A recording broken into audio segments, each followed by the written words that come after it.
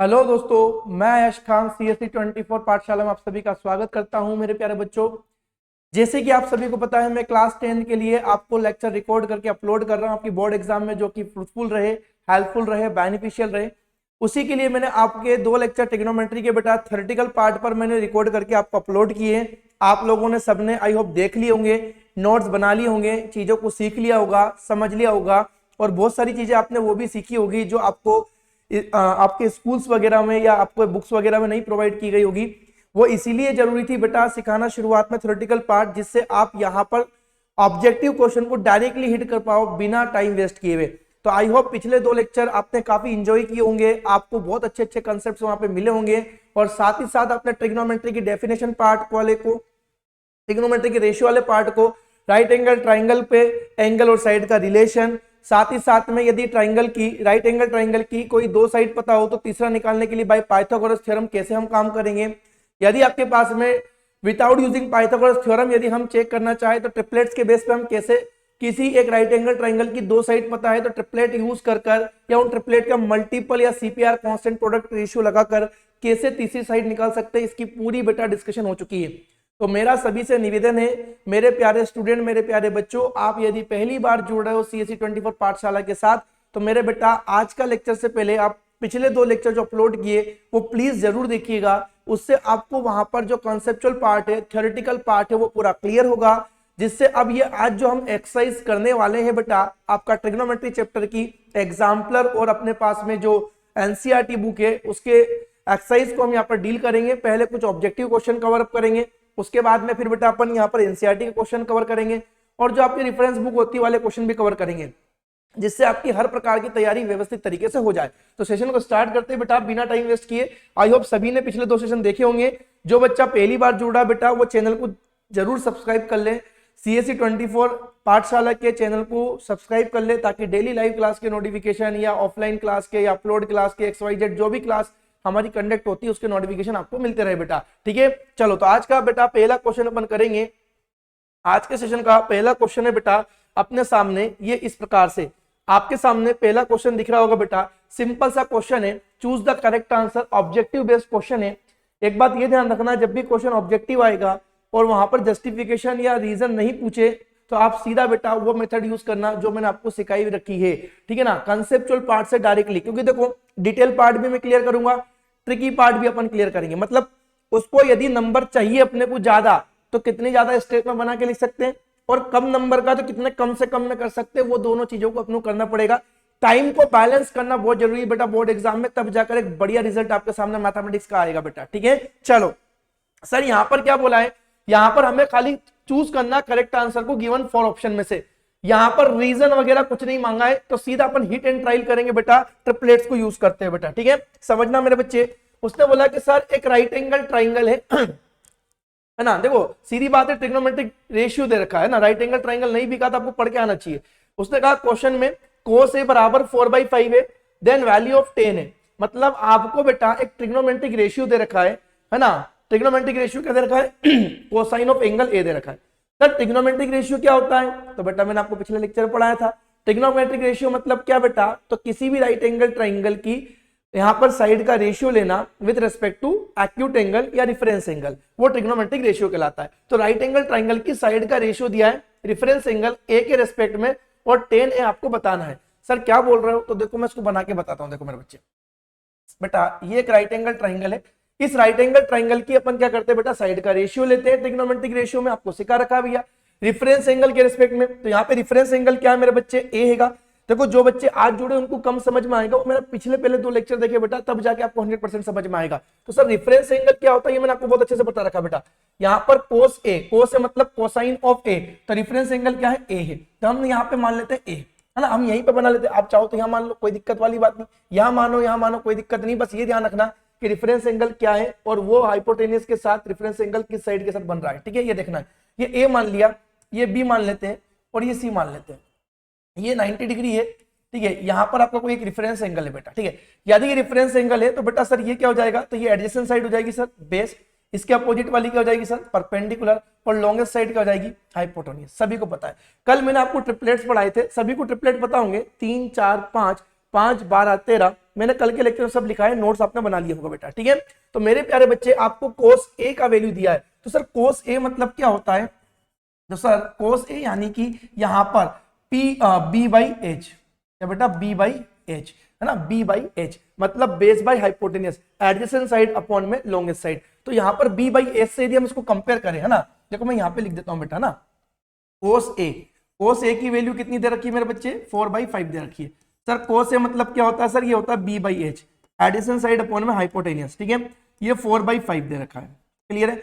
अब देखो ये 4/5 बेस और हाइपोटेनियस साइड का क्या बेटा रेशियो फॉर्म है, हो सकता है या तो उनकी साइड की वैल्यू 4 और 5 ही रही हो या 4 और 5 का मल्टीपल रही हो। रेशियो मतलब सभी को समझ में आता है बेटा, अपने छोटी क्लास में पढ़ा होगा, ठीक है। तो हम बेस को डायरेक्टली कितना मान लेते हैं बेटा, 4 यूनिट मान लेते हैं, हाइपो कितना मान लेते हैं 5।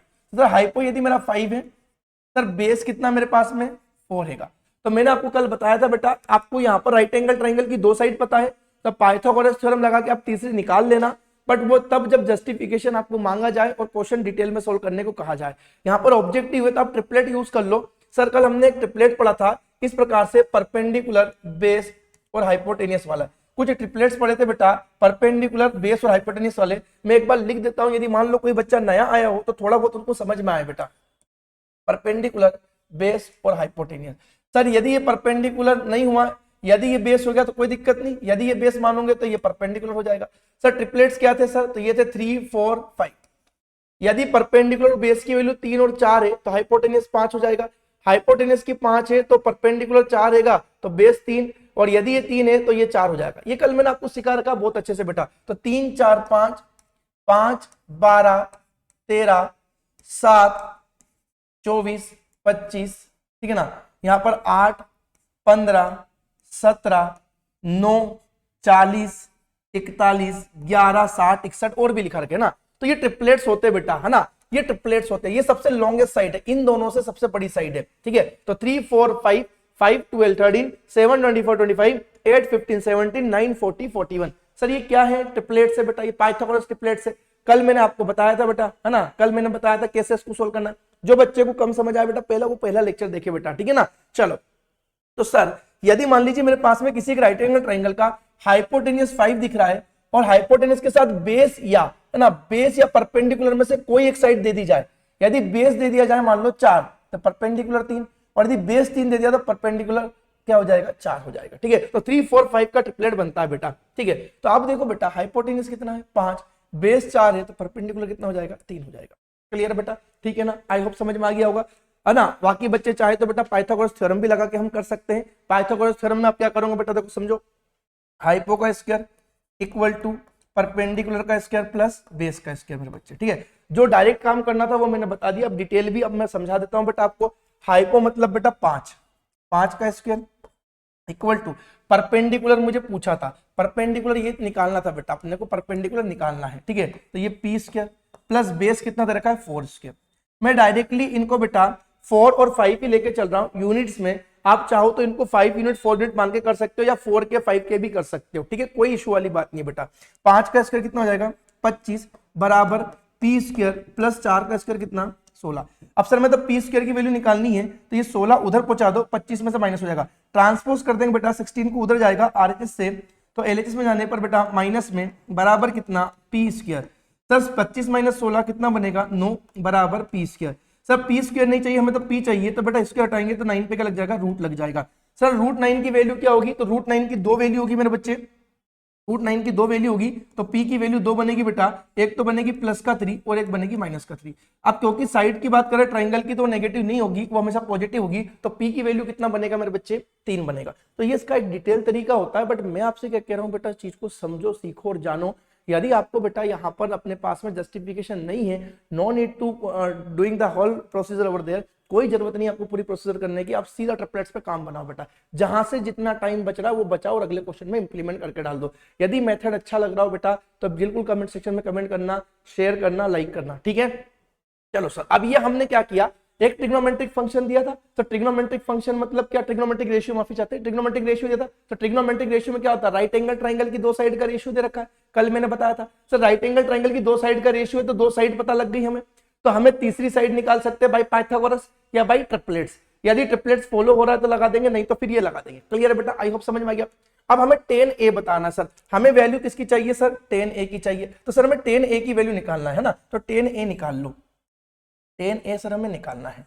तो टेन ए, तो सर टेन ए मतलब क्या होगा, तो टेन ए का मतलब होता है सर यहाँ पर परपेंडिकुलर अपॉन बेस, मतलब जो भी रेफरेंस एंगल है उसके opposite side by adjacent side. तो P की वैल्यू मतलब ये बेटा 3 और एडजेसेंट साइड क्या बेटा 4। तो अपने पास टेन ए की वैल्यू कितनी आ जाएगी बेटा, P मतलब ये 3 और बेस मतलब बेटा 4। तो अपना आंसर क्या होगा बेटा 3/4।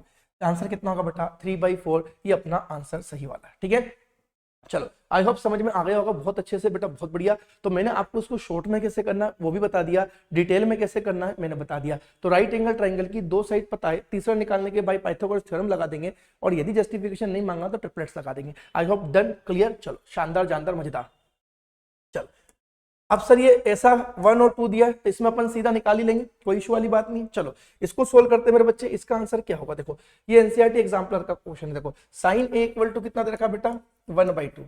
साइन ए इक्वल टू 1/2 का मतलब सर ये है कि साइन ए मतलब क्या होता है सर, तो ये होता है अपने पास में perpendicular upon hypotenuse equal to 1/2।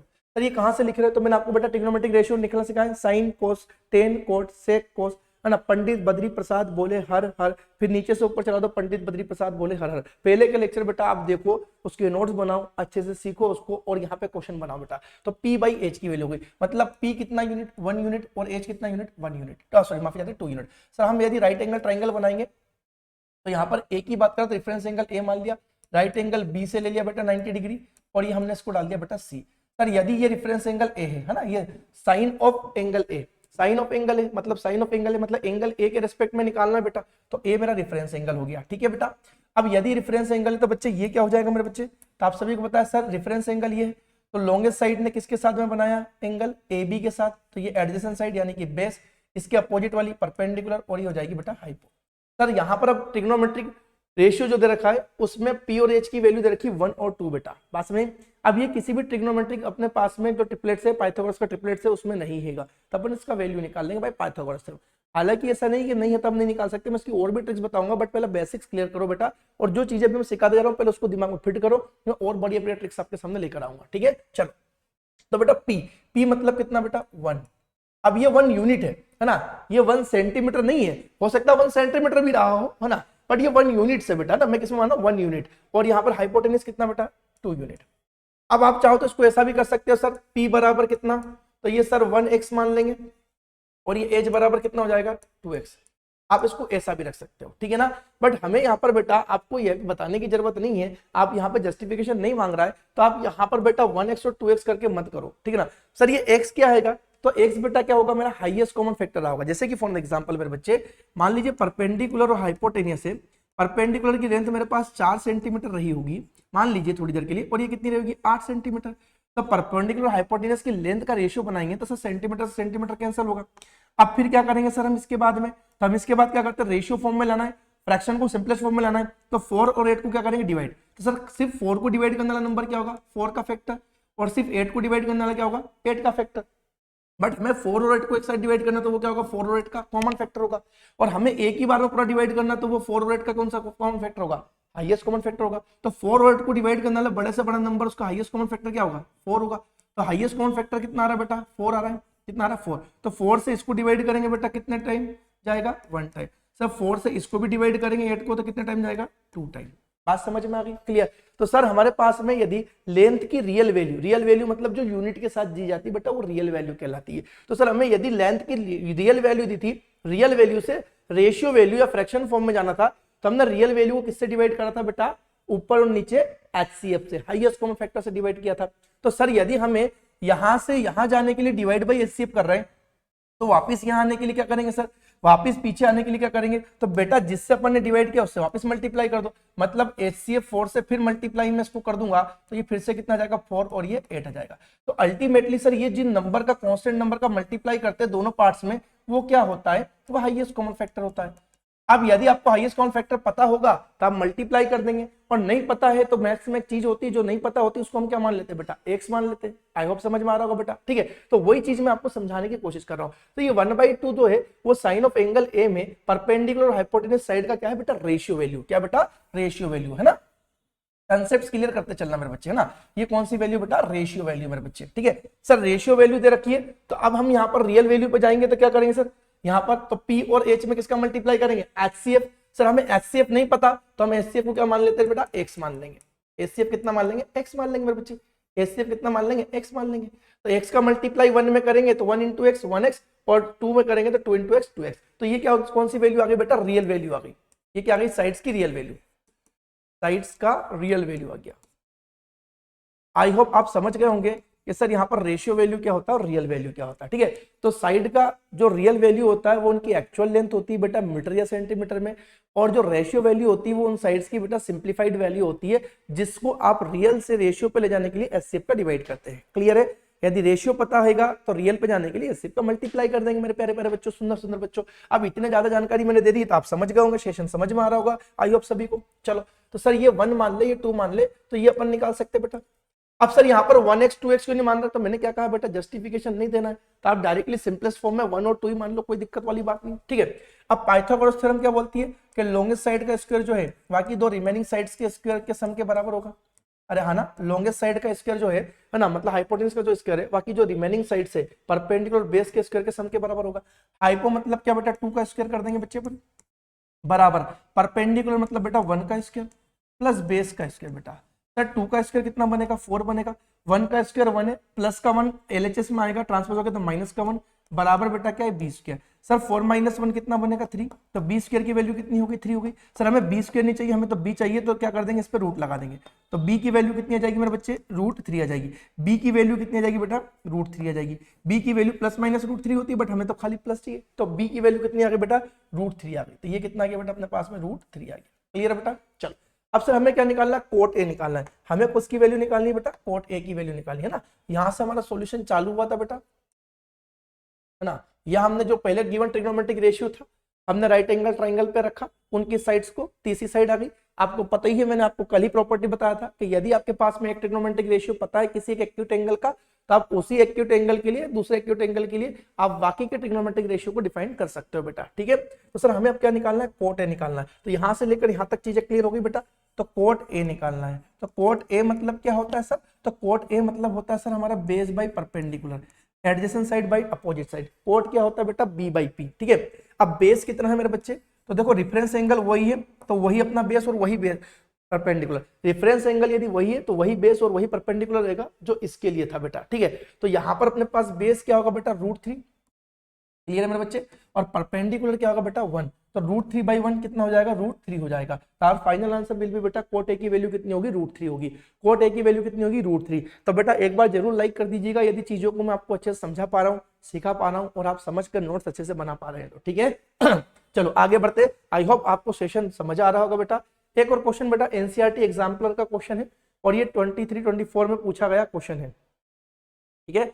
CBSE में पूछा गया क्वेश्चन है बेटा, साइन थीटा की वैल्यू a/b है तो कोस थीटा की वैल्यू बतानी है। तो मैंने कल ही बताया बेटा कि यदि कोई एक ट्रिग्नोमेट्रिक रेशियो आपको पता है मेरे बच्चे, तो आप दूसरा ट्रिग्नोमेट्रिक रेशियो भी डिफाइन कर सकते हो उसी एक्यूट एंगल के लिए, ठीक है। चलो निकाल लेते हैं, बहुत आसान है बेटा, कोई दिक्कत वाली बात नहीं सर, है ना। हम आप बहुत अच्छे से सर बता रहे हैं, चीजें हमारी क्लियर हो रही है, तो हम बना लेंगे, चिंता मत करिए सर, बहुत अच्छे से चल रही चीजें। देखो यहाँ पर देखो बेटा, समझना मेरे बच्चे, प्यारे बच्चे, सुंदर सुंदर बच्चे, देखो यहाँ पर अपने पास में एक राइट एंगल ट्राइंगल है बेटा, इस टाइप से, है ना। क्योंकि यहाँ पर ट्रिग्नोमेट्रिक रेशियो मतलब क्या होता है सर, तो ट्रिग्नोमेट्रिक रेशियो मतलब राइट एंगल ट्राइंगल की साइड का रेशियो। तो राइट एंगल ट्राइंगल की साइड का रेशियो लेना है तो राइट एंगल ट्राइंगल बनाना पड़ेगा, तो हमने राइट एंगल ट्राइंगल बना लिया सर। अब यहाँ पर ये तो खाली थीटा बोल रहा है, तो एबीसीडी का तो रोल है नहीं, चलो हम बना भी लेते, लिख भी देते, ये ए मान लिया, ये बी मान लिया, सी मान लिया। तो एबीसी एक राइट एंगल ट्राइंगल है, जो कि राइट एंगल है बेटा बी से, और ये थीटा अपन ने यहीं पे मान लिया। अब सर यहीं क्यों मान रहे हो, अरे बेटा यहाँ मान लो, कोई दिक्कत नहीं, यहाँ मान लो, बट हमने यहाँ मान लिया एंगल सी पर थीटा मान लिया, ठीक है। तो साइन थीटा की वैल्यू कितनी दे रखी, a/b दे रखी है। Sir sine theta equal to क्या दे रखा, a/b। Sir what is the trigonometric ratio of sine theta, तो sine theta is nothing but क्या बेटा, sine theta is nothing but क्या मेरे बच्चे, साइन थीटा मतलब क्या होता है सर, तो साइन थीटा होता है बस p/h, p/h मतलब अपोजिट साइड अपॉन में बेटा लॉन्गेस्ट साइड। तो सर p की वैल्यू कितनी हो जाएगी यहाँ से, तो p बराबर कितना मान लेंगे, a यूनिट्स। p बराबर क्या मान लेंगे बेटा, a यूनिट्स। आप चाहो तो उसको रियल वैल्यू के लिए x मान सकते हो, ax और bx, टाइम पास नहीं कर रहा हूं मैं, यूनिट्स में लिख रहा हूं, a यूनिट्स। और h क्या हो जाएगा बेटा अपने पास में, b यूनिट्स हो जाएगा। a कितना हो गया बेटा 3, P कितना हो गया बेटा अपने पास A यूनिट्स और H कितना हो गया बेटा अपने पास B यूनिट्स। तो समझ में आ रहा होगा सर, है ना, मैंने रेशियो फॉर्म में ही मान लिया बेटा उनको, ठीक है। अब यदि P की वैल्यू देखा जाए तो क्या होगी, तो सर इसके अपोजिट वाला एंगल के अपोजिट होगा अपने पास परपेंडिकुलर, मतलब ये A।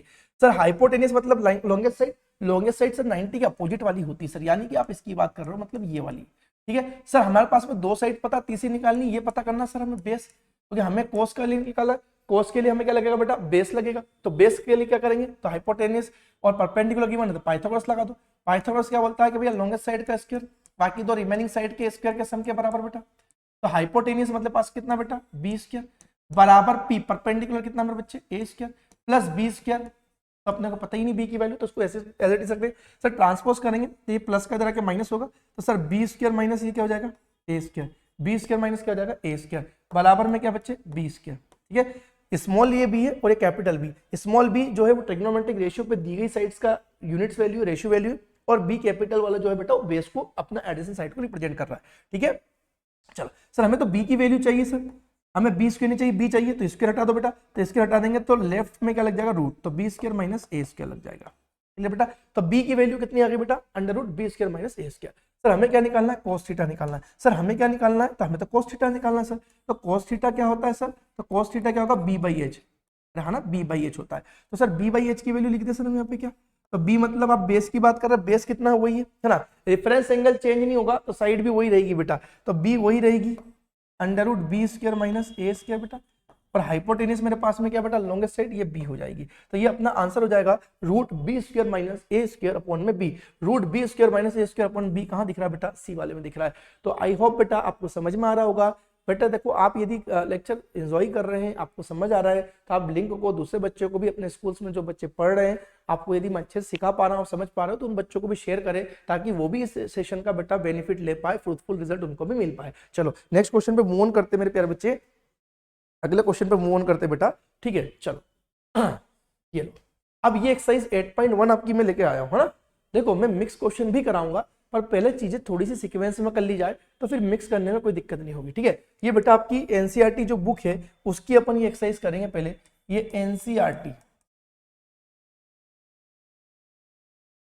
ठीक है, तो ये एनसीईआरटी का आपको दे रखा है बेटा, है ना, एनसीईआरटी का आपको दे रखा है बेटा, ठीक है। एनसीईआरटी का आपको क्वेश्चन दे रखा है एक्सरसाइज 8.1 का, इसको हम सोल्व करते हैं, ठीक है बेटा। तो यहाँ पर हम सोल्व करेंगे बेटा, है ना, ये एनसीईआरटी का है, मैंने डाल दिया है, आपको पता ही है, आपने नोट्स में डाल दिया, ठीक है बेटा। चलो तो यहाँ पर 8.1 की यदि बात करें तो पहला क्वेश्चन आपके एनसीईआरटी बुक में दे रखा है बेटा, जो अपडेटेड है सिलेबस उसके अनुसार।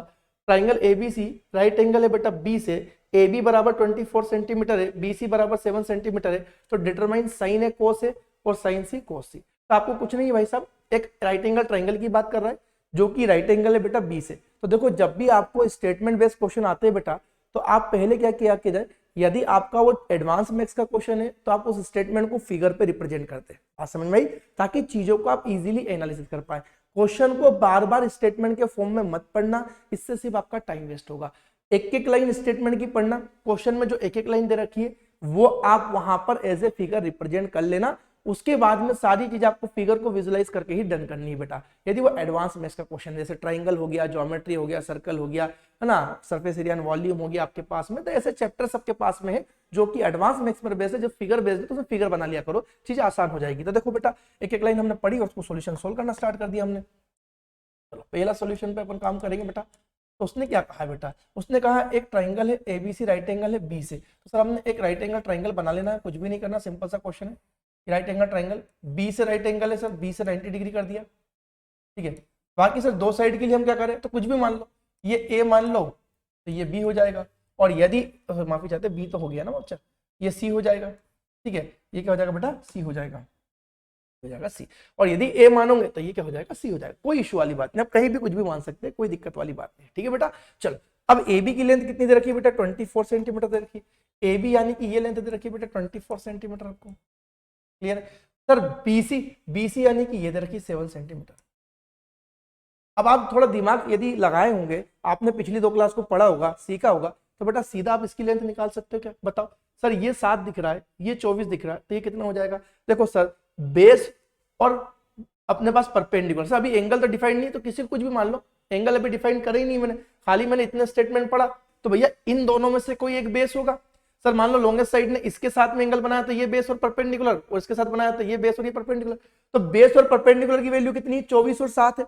तो सर आपने ट्रिपलेट लिखा है तो सर ये तो उन्हीं में से कुछ दिख रहा है, देखो मेरे प्यारे बच्चे 7 और क्या दिख रहा है 24।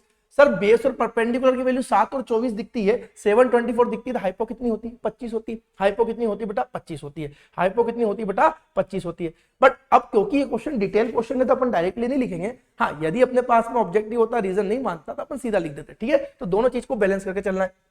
तो भैया अपने पास में यदि एक यहाँ पर राइट एंगल ट्रायंगल में दो साइड पता है तो हम तीसरी भी निकाल लेते हैं। क्यों निकाल लेंगे? क्योंकि जो ट्रिग्नोमेट्रिक रेशियो अपने को लिखना है हो सकता है उसमें तीसरी साइड का भी रिक्वायरमेंट आपको पढ़े, तो हम निकाल लेते हैं बेटा AC वाली, ठीक है। तो हमारे पास में क्या गिवन था बेटा? गिवन था AB,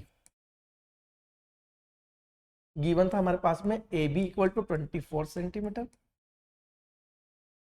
BC equal to 7 centimetre, ठीक है। तो भैया बाय अप्लाइंग पाइथागोरस थ्योरम,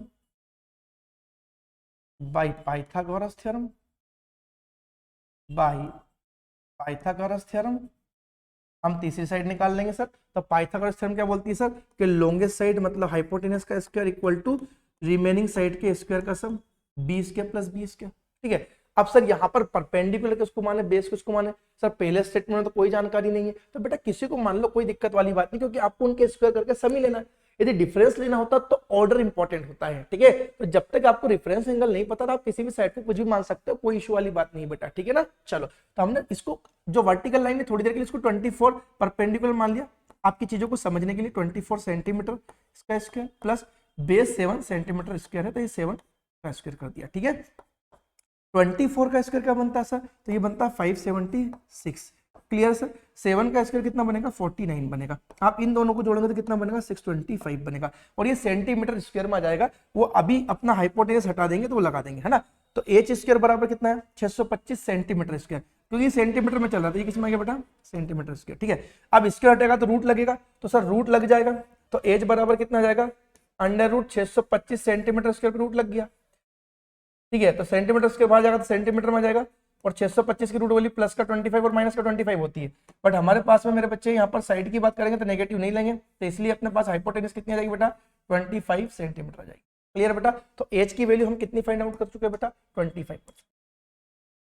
तो एक बात ध्यान रखना जो मैं आपसे कह रहा हूँ बेटा, कि राइट एंगल ट्रायंगल में कभी भी आपको दो साइड दिखती है, तीसरी निकालना है, पाइथागोरस लगा देंगे, ठीक है ना। दो साइड पता है, तीसरी निकालना है, पाइथागोरस लगा देंगे। एक साइड पता है, एंगल पता है, तो फिर ट्रिग्नोमेट्रिक रेशियो लगा देंगे, क्लियर है। अब कैसे क्या वो अपन धीरे धीरे 1 बाय 1 सीखेंगे बेटा। चलो अब पहले क्वेश्चन में क्या पूछा बेटा? तो पहले क्वेश्चन यहाँ से सोल्व करना स्टार्ट करेंगे मेरे बच्चे। पहले क्वेश्चन में आपसे पूछा है, पहले क्वेश्चन का पहला पार्ट साइन ए पूछा है।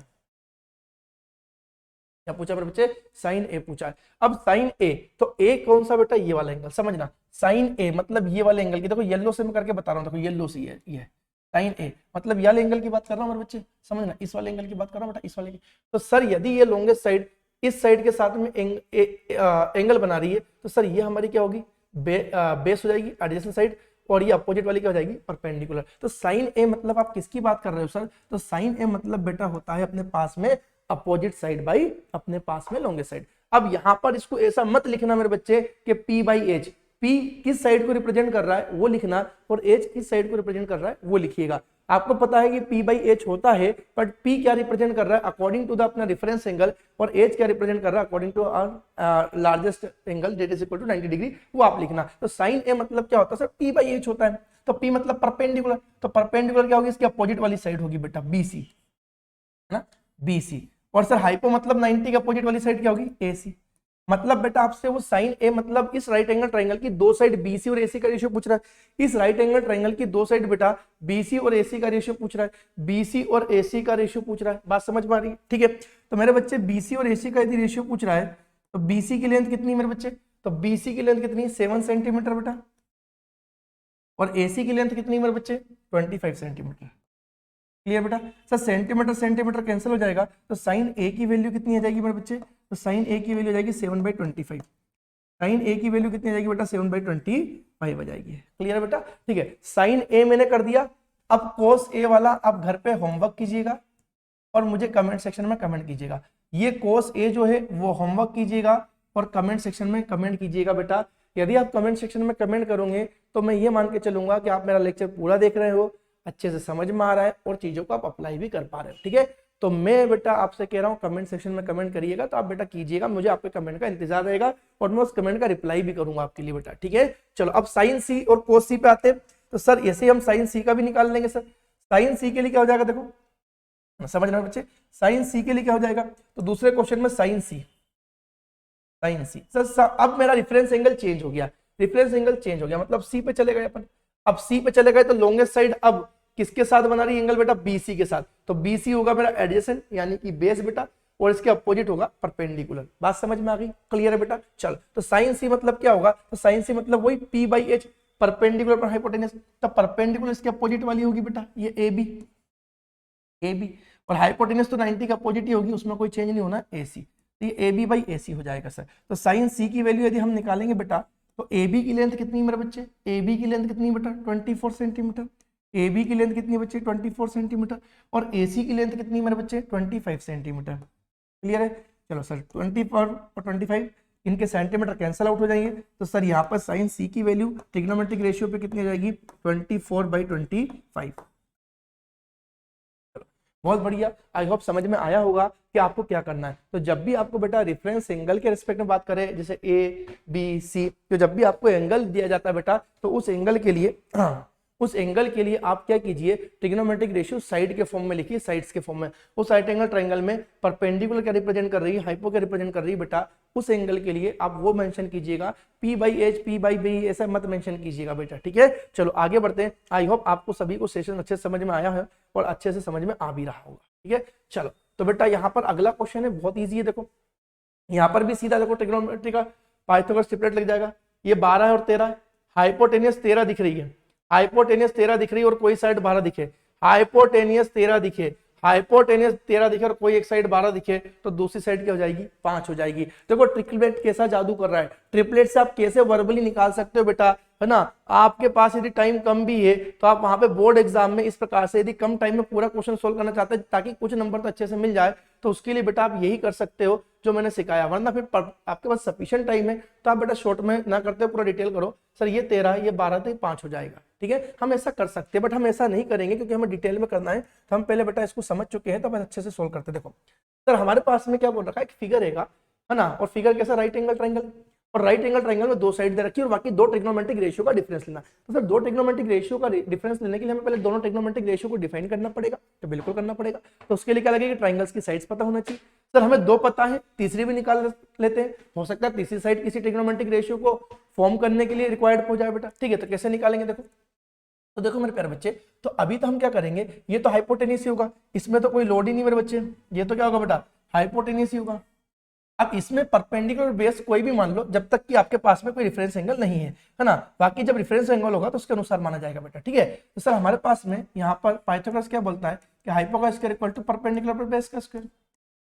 ठीक है बेटा, तो हाइपो मतलब 13 का दे रखा है 13, तो 13 का स्क्वायर बराबर परपेंडिकुलर हम इसको मान लेते हैं वर्टिकल लाइन को थोड़ी देर के लिए क्योंकि एंगल तो डिफाइन है नहीं, तो 12 का स्क्वायर प्लस बेस ये क्यू आर को कंसिडर कर लेते थोड़ी देर के लिए 20 के।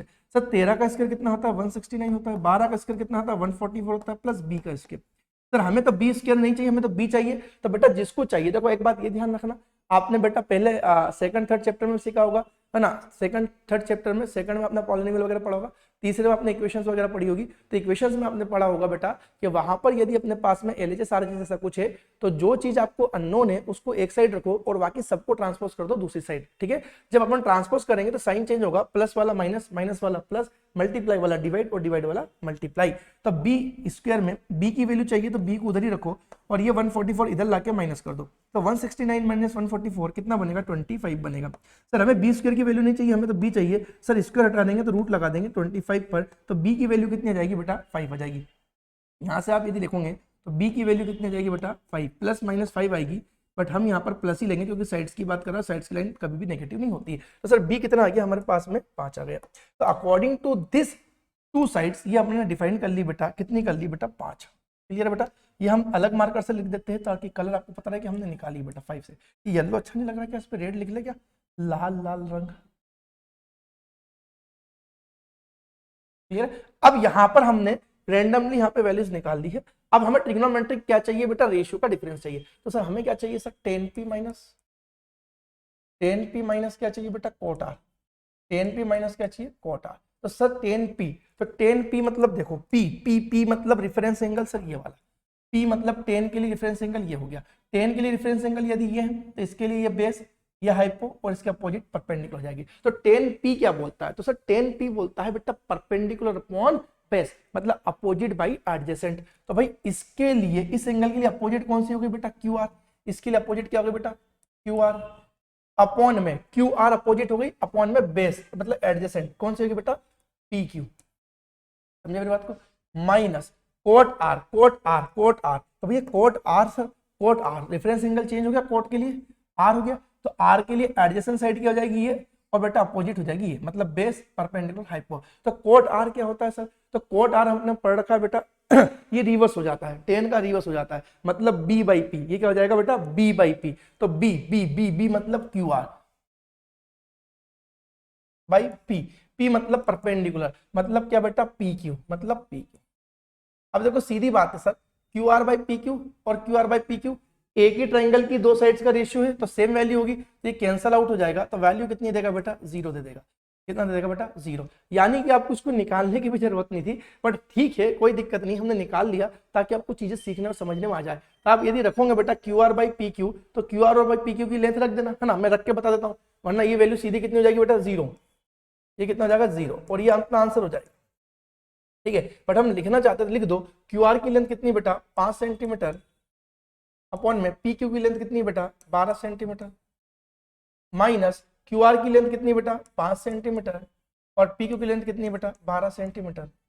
ठीक है, यदि हम इसको सोल्व करेंगे सर तो क्या बनेगा, तो sir centimetre centimetre cancel, centimetre centimetre cancel, sir like fraction है विद अपोजिट साइन, तो डिफरेंस क्या होगा, जीरो, और ये अपना आंसर हो जाएगा, ये अपना आंसर हो जाएगा। तो आई होप क्वेश्चन समझ में आया होगा कि ट्रिग्नोमेट्रिक रेशियो कैसे डिफाइन करना है with respect to reference angle बेटा। ठीक है, तो साइड्स को डिफाइन करते चलेंगे, चीजें निकलते चले आ जाएगी। ठीक है, चलो आगे बढ़ते, अगले क्वेश्चन पर आते बेटा। क्वेश्चन नंबर 3 अपने पास आ गया, क्वेश्चन नंबर 3 अपने पास में आ गया। बढ़िया सा क्वेश्चन है, शानदार सा क्वेश्चन है ना। थोड़ा सा वीडियो पॉज करके आप उसको ट्राई करो, मैं जब तक पानी पी लेता हूँ बेटा, है ना, मैं पानी पी लेता हूँ थोड़ा सा, 1 मिनट का ब्रेक अपन लेते हैं।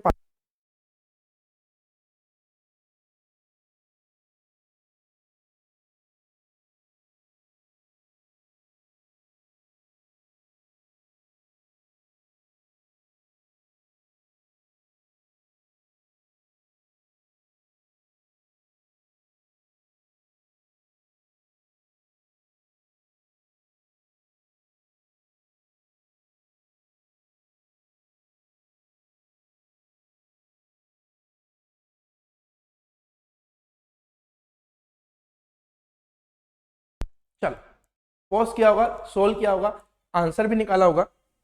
अब अपन करते हैं बेटा सोल्व। ठीक है, चलो पानी शानी हो गया, आपने भी पी लिया होगा बेटा, बढ़िया बढ़िया। ठीक है, चलो सर क्या दे रखा है हमें, साइन दे रखा है, साइन यानी कि ट्रिग्नोमेट्रिक रेशियो दे रखा है।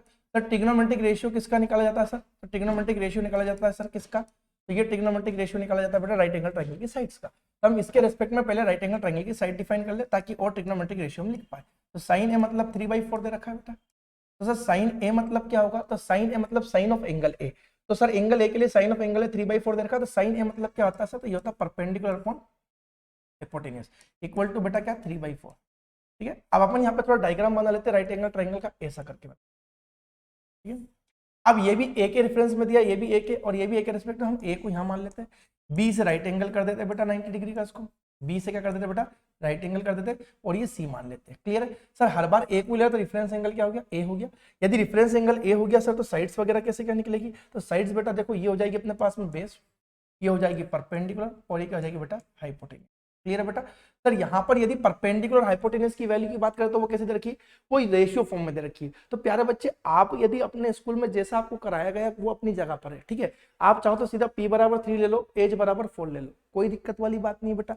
बट आप चाहो तो बेटा ये p बराबर 3 और एज बराबर 4 लेते हो, तो ये किस में लेना, रेशियो के फॉर्म में लेना। तो रेशियो की यूनिट्स यूनिटलेस होता है, तो अब यूनिट्स लिख दिया करो, 3 यूनिट्स या 3 पार्ट्स 4 पार्ट्स ऐसा कर। ठीक है, बट आपको रियल वैल्यू पे जाना है, तो आप रियल वैल्यू पे लिख दो। देखो p बराबर कितना लिख देंगे बेटा, 3k या 3x लिख सकते हैं बेटा सेंटीमीटर में, और h बराबर कितना हो जाएगा 4x।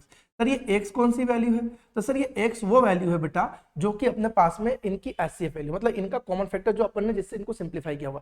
तो सर एचसीएफ का मल्टीप्लाई परपेंडिकुलर के लिए 3 यूनिट में करेंगे, 3 गुणा x 3x, ये परपेंडिकुलर की मतलब अपोजिट साइड की लेंथ आ जाएगी बेटा एक्चुअल लेंथ, और ये अपने पास हाइपोटेन्यूज की एक्चुअल लेंथ आ जाएगी। तो आप चाहो तो इस फॉर्म में रख सकते हैं, 3 4 भी रख सकते हैं, कोई दिक्कत नहीं, क्योंकि आपको पता ही है कि सर यदि ये अपने पास में इस प्रकार से तो हम सोल्व कर लेंगे, और नहीं भी होगा तो हम कर सकते हैं, कोई इशू वाली बात है, ठीक है। तो परपेंडिकुलर बाय हाइपोटेन्यूज, तो परपेंडिकुलर कितना है बेटा 3x, हाइपोटेन्यूज कितना बेटा 4x, ठीक है। साइन मतलब ये होता है p/h बेटा, पंडित पहले आए और इधर से अपन आए होंगे हर हर बोल के, तो आखिरी में h आ गया होगा बेटा, ठीक है। हमें बेस निकालना है तो बेस निकाल सकते हैं, कोई दिक्कत वाली बात नहीं।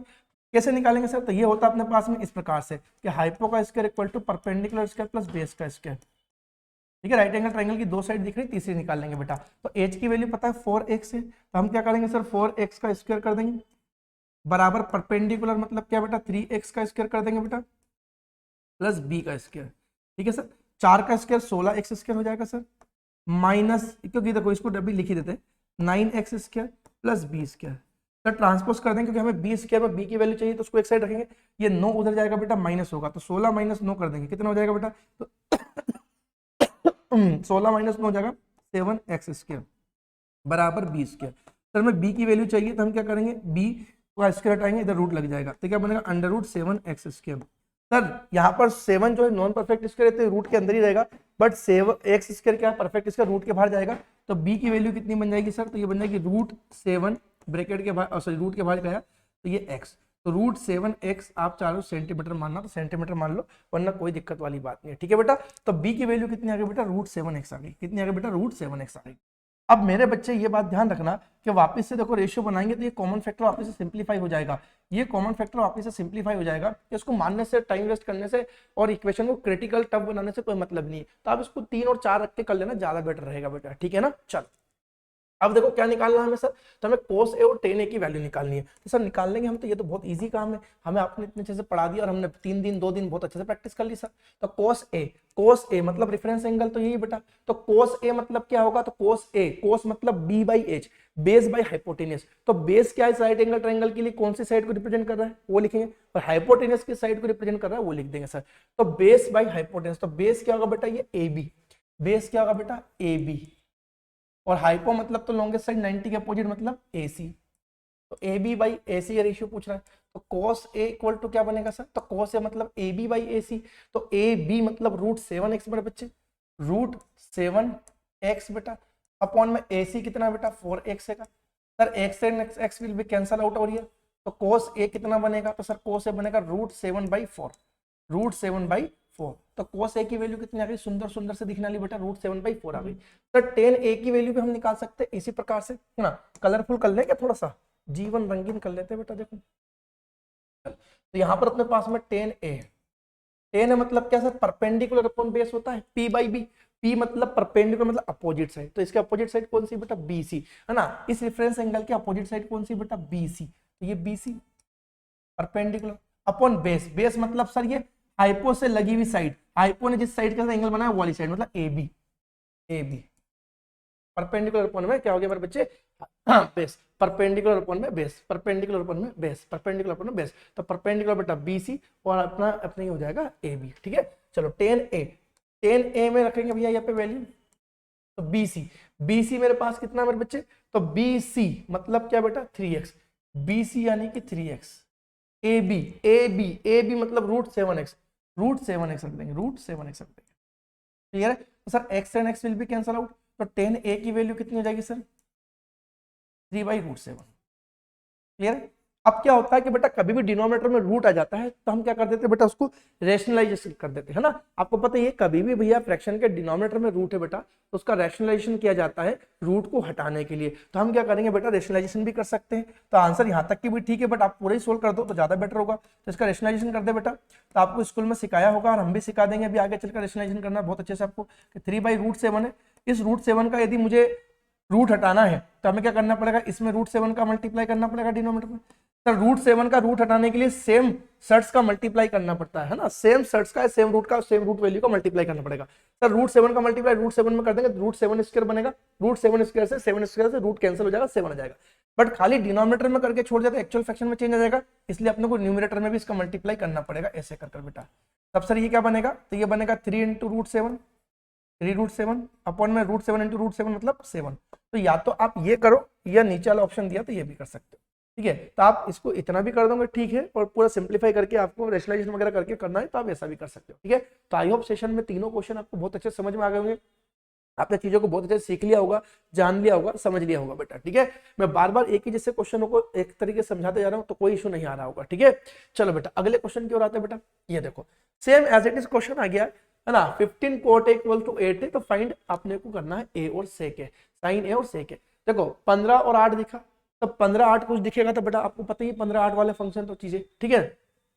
कोट मतलब क्या होता है sir, B by P, B by P तो बेस और अपने पास परपेंडिकुलर 8 15 दिखा तो हाइपोटेनस कितनी हो जाएगी 17, सर 17 हो जाएगी। देखो क्या कह रहा हूँ सर, ये क्या बोल रहा हूँ, तो बेटा ये आपको कल पढ़ा है ना, देखो 8 15 दिखा, यदि 8 15 दिखा तो हाइपो कितनी हो जाएगी 17। आप डायरेक्टली कर सकते हो, मैं कह रहा हूँ यदि ये क्वेश्चन आपको बेटा, यदि यही क्वेश्चन मेरे बच्चे, यदि यही क्वेश्चन आपको बेटा एग्जाम में ऑब्जेक्टिव दे दिया जाएगा तो बच्चा टाइम वेस्ट करेगा, सर ये 8 ये 15 ट्रांसपोज करना, ये जमाने भर की चीजें नहीं रे बेटा, आपको मैं सब शॉर्ट फंडे सिखा चुका हूँ, ठीक है। आपको पता है बेटा कि कोट मतलब क्या होता है सर, तो कोट ए मतलब होता है 8 बाई ये 15 हो जाएगा, तो सर ये पी बी बाई पी है, तो हाइपो कितना हो जाएगा 17। तो आप साइन ए के लिए एंगल इजीली डिफाइन कर दोगे, साइन ए के लिए एंगल इजीली डिफाइन कर दोगे, ठीक है। और सेक ए के भी कर सकते हो, ठीक है। अभी मैंने आपको पिछले 2 ऑब्जेक्टिव क्वेश्चन में करके बताया हुआ है, तो ऐसे कर सकते हैं अपन बेटा, राइट एंगल ट्रायंगल बनाकर, या उसको बिना बनाए भी कर सकते हैं बेटा, ठीक है।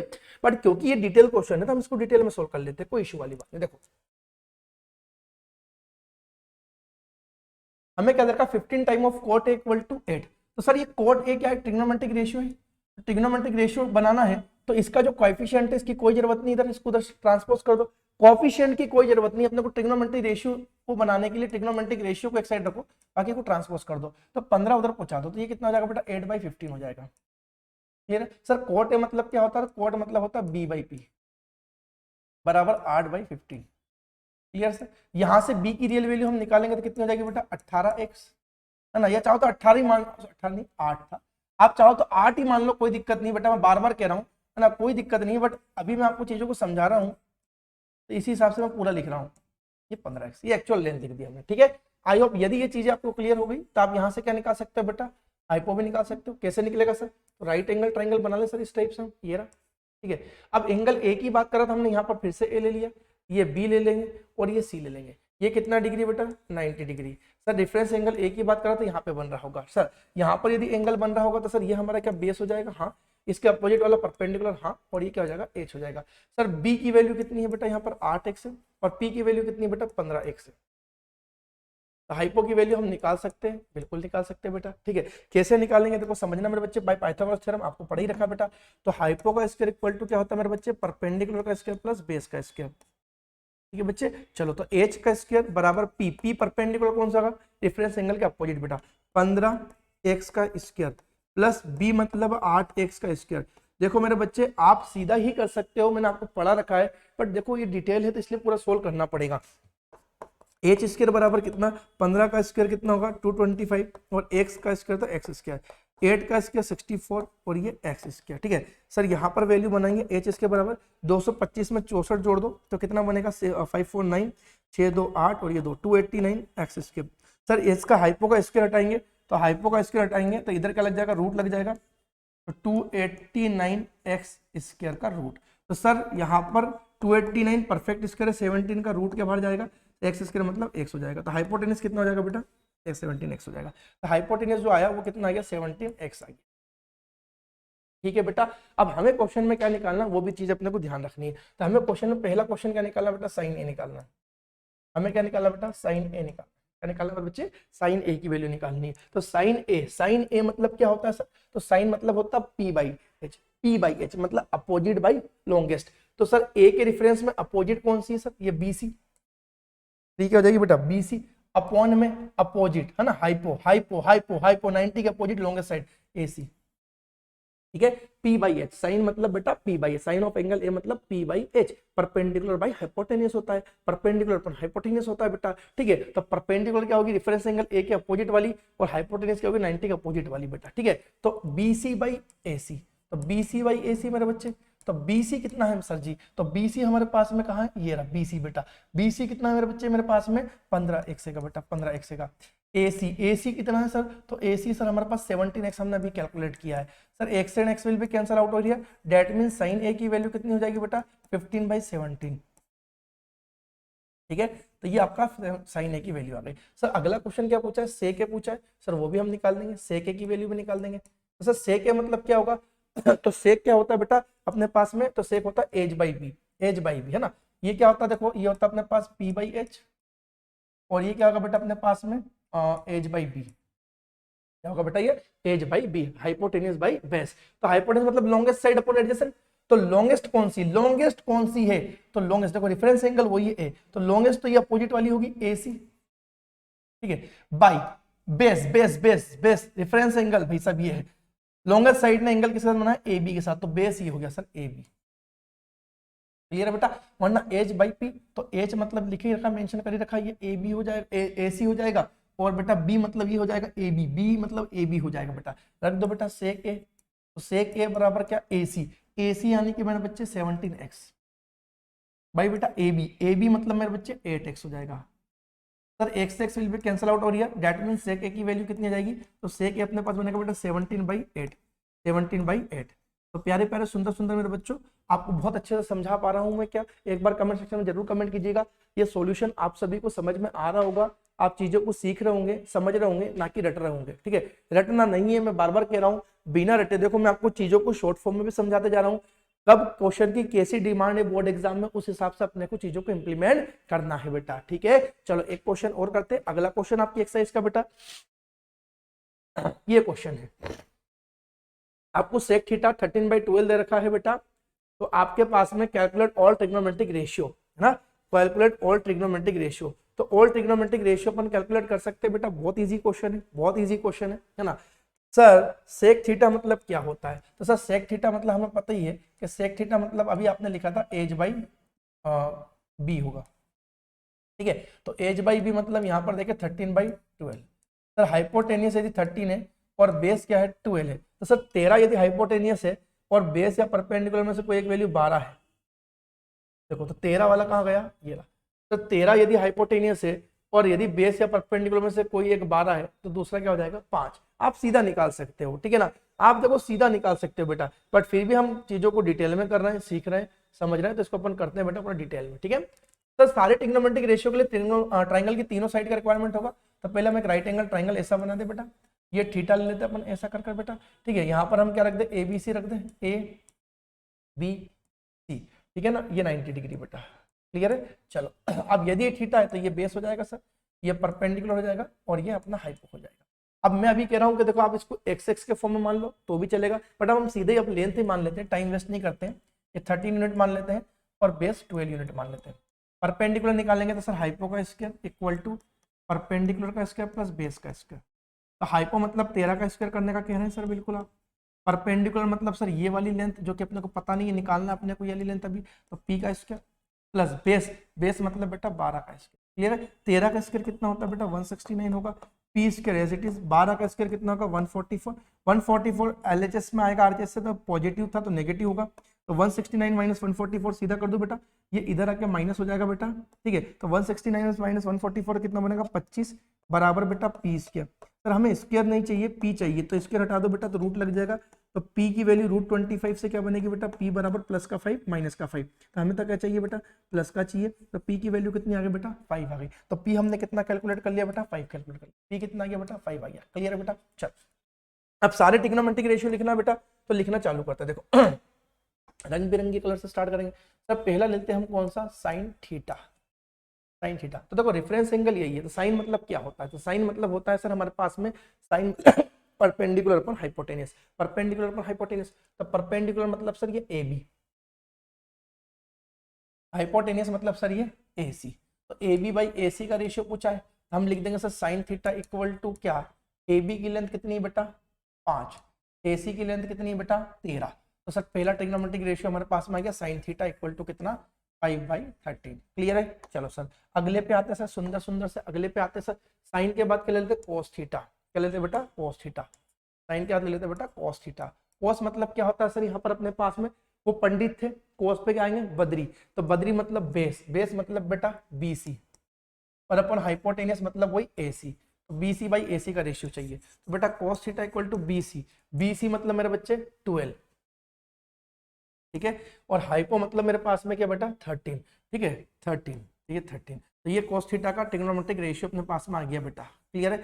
सर अगला ले लेते हैं, अगला ले लेते हैं, ले लो बेटा cos के बाद sin cos हो गया tan, ले लो tan theta. Sir tan theta क्या होता है sir, perpendicular upon base, perpendicular upon base. तो परपेंडिकुलर मतलब सर ये वाली है ना, रेफरेंस एंगल चेंज नहीं हो रहा है। परपेंडिकुलर मतलब AB बाई बेस, बेस मतलब सर BC, बेस मतलब BC, यानी कि सर tan थीटा की वैल्यू क्या हो जाएगी, तो AB/BC। तो AB की लेंथ कितनी है बच्चे 5 है, BC की लेंथ कितनी है बच्चे 12 हैगी। तो ये कितना बनेगा बेटा 5/12 बन जाएगा। कितना बन जाएगा बेटा 5/12 बन जाएगा। आगे बढ़ते बेटा, आगे बढ़ते। सर शानदार, जानदार, मजेदार, बहुत बढ़िया समझ में आ रहा है, कमेंट सेक्शन में कमेंट कर देना। सर साइन हो गया, कोस हो गया, टेन हो गया, कोट ले लेते हैं। सर कोट ले लो, कोट थीटा। तो कोट थीटा क्या होगा, इसका इनवर्स हो जाता है। टेन का इनवर्स कर दो, बस कुछ नहीं, टेन का इनवर्स कर दो। सर ये क्या था P/B था, तो ये B/P कर दो, मतलब सर ये BC/AB कर दो, BC/AB कर दो। तो कोट थीटा क्या बनेगा सर, तो BC की लेंथ कितनी है बेटा अपना 12, BC की लेंथ कितनी है 12, और AB की लेंथ कितनी है मेरे बच्चे, तो AB की लेंथ कितनी है 5 है। तो ये कोट थीटा की वैल्यू आ गई। क्लियर है। सर सेक थीटा था हमें ऑलरेडी गिवन 13/12। तो सर सेक के बाद अब क्या आएगा, कोसेक ले लेते हैं। सर क्या ले लेते हैं, कोसेक ले लेते हैं, कोसेक थीटा।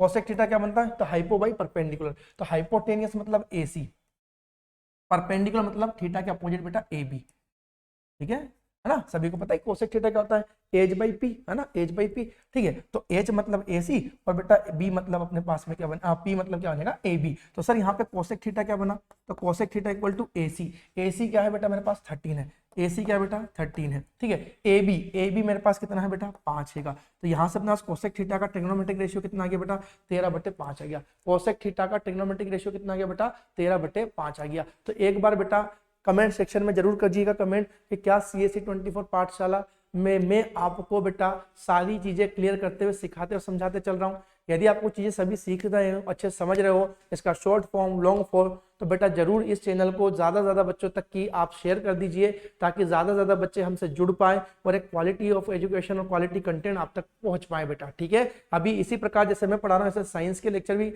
चवन सर की अभी तबीयत ठीक नहीं थी, इसीलिए थोड़ा अपलोड नहीं कर पाए, बट आज से हो सकता है उनकी तबीयत थोड़ी ठीक हुई हो, मैं उनसे बात करूंगा कि हुई या नहीं, तो उनके लेक्चर भी रिकॉर्ड होकर अपडेट होना चालू हो जाएंगे। और भी अभी लेक्चर जैसे बायो, केमिस्ट्री, ठीक है ना, सोशल, इनके लेक्चर्स भी हम अपलोड करना धीरे धीरे स्टार्ट करेंगे। तो आप बेटा जल्दी से जुड़ जाइए, नोटिफिकेशन आपके पास अपडेटली मिले, इसलिए सब्सक्राइब जरूर कर लीजिएगा बेटा, ठीक है। चलो अगले क्वेश्चन की ओर बढ़ते हैं बेटा, अगले क्वेश्चन की ओर बढ़ते हैं ना। ये क्वेश्चन आपके सामने एक और दिख रहा है बेटा, ये क्वेश्चन आपके सामने एक और दिख रहा है, देखो बहुत बढ़िया क्वेश्चन है ना। एंगल ए बराबर एंगल बी है ना, एंगल ए बराबर नहीं sorry, angle A and angle B are acute angles such that cos A बराबर cos बी है, तो such that sorry show that angle A बराबर बी हो जाएगा। तो देखो भाई साहब मेरे पास में दो एंगल की बात कर रहा हूं और दो एंगल एक्यूट एंगल है, और cos ए cos बी बराबर बता रखा था, आपको शो करना एंगल ए और बी बराबर है। तो बेटा यदि दो एंगल को बराबर बताना है तो हम क्या करेंगे कि हम पहले दो ट्राइंगल ले लेते हैं इसके लिए, है ना, क्योंकि दो एंगल, दो एक्यूट एंगल की बात हो रही है।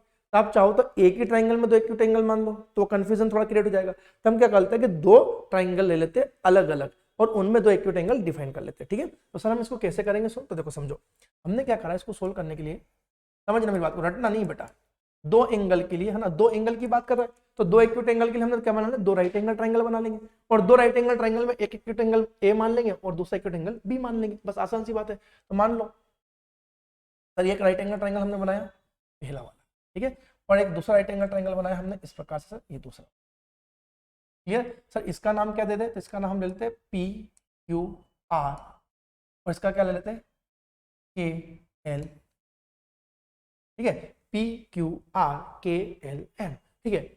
इसमें एक एंगल है A, तो सर इस वाले R वाले एंगल को हमने क्या मान लिया, A मान लिया, और इस एंगल को भैया दूसरे ट्राइंगल में क्या मान लिया बेटा B, है ना, मतलब एक एंगल A और B एक्यूट एंगल से, तो इनका मेजर मान लिया। अब सर ये एक ABC क्यों नहीं बनाया, अरे बेटा कोई दिक्कत नहीं, अलग अलग बना लो, एक PQR ट्राइंगल है उसमें एक एक्यूट एंगल है R जिसका मेजर कितना है एंगल A, और ये एंगल बी, ठीक है, एक्यूट एंगल है, ठीक है, ये हमने मान लिया, अलग अलग मान लिया, कोई दिक्कत नहीं। आप चाहो तो एक ही ट्रायंगल में बना के कर सकते हो, वो भी कोई दिक्कत नहीं मेरे बच्चे, ठीक है, तो हमने ऐसा मान लिया, ठीक है। अब समझना, अब मेरे पास में यदि बात करें बेटा कि आगे की लाइन पढ़े तो वो क्या कहना है, देखो मैंने आपसे क्या कहा है कि जब भी आपको क्वेश्चन दे तो पूरा क्वेश्चन बार बार पढ़ने से कोई मतलब नहीं, एक एक लाइन लिखो, मतलब पढ़ो और उसको रिप्रेजेंट कर दो डायग्राम पे। सब पहली लाइन पढ़ी, एंगल ए और बी दो एक्यूट एंगल की बात कर रहा है, तो दो एक्यूट एंगल के लिए दो राइट एंगल ट्रायंगल बना लिए, उनको हमने मेंशन कर दिया। आगे क्या देखा वो देखो, सच डेट कोस ए बराबर कोस बी, हमें क्या गिवन है भाई साहब, कोस ए बराबर कोस बी गिवन है, कोस ए बराबर क्या है, कोस बी गिवन है सर, कोस ए बराबर कोस बी गिवन है, कोस ए बराबर कोस बी गिवन है,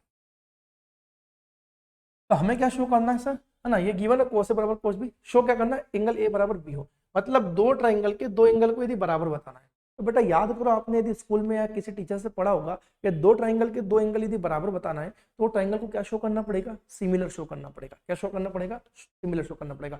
यदि आप दो ट्राइंगल लेकर काम कर रहे हो और उन दो ट्राइंगल में यदि दो एंगल को यदि आपस में बराबर बताना है बेटा, तो ऐसा तभी होगा जब वो दोनों ट्राइंगल क्या प्रूफ कर दी जाए, सिमिलर प्रूफ कर दी जाए। अब सिमिलर के क्राइटेरिया आपको ट्राइंगल में पढ़ाए गए होंगे, नहीं तो मैं तो पढ़ाऊंगा ही पढ़ाऊंगा बेटा, कोई चिंता की बात नहीं, मैं सब पढ़ाऊंगा। तो सिमिलरिटी क्राइटेरिया क्या होता है बेटा, एंगल एंगल एंगल क्राइटेरिया पढ़ा होगा आपने कि दो ट्राइंगल के तीनों करस्पॉन्डिंग एंगल बराबर हो, ठीक है।